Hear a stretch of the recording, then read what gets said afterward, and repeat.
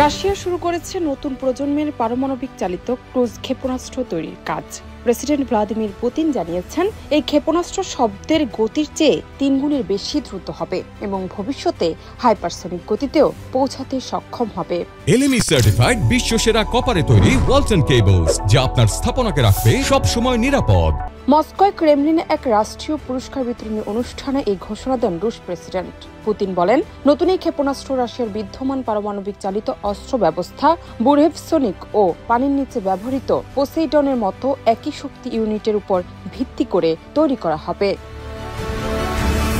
তার দাবি, এই প্রকল্প রাশিয়ার জন্য একটি ঐতিহাসিক অর্জন, যা আগামী কয়েক দশকে দেশের নিরাপত্তা ও কৌশলগত ভারসাম্য নিশ্চিত করবে। অনুষ্ঠানে বুরেভসনিক ও পোসেইডন প্রকল্পে যুক্ত বিজ্ঞানী ও প্রকৌশলীদের রাষ্ট্রীয় পুরস্কার প্রদান করেন পুতিন।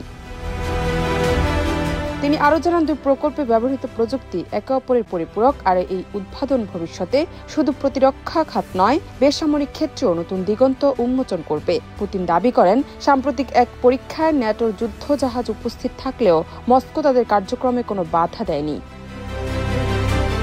রুশ প্রেসিডেন্ট বলেন, রাশিয়া কোনো দেশের জন্য হুমকি নয়, বরং অন্যান্য পারমাণবিক শক্তিধর দেশের মতোই তারা তাদের পারমাণবিক সক্ষমতা আধুনিক করেছে।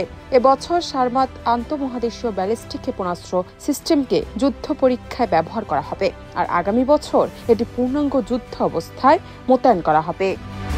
জানাত নিপু, দেশ রূপান্তর।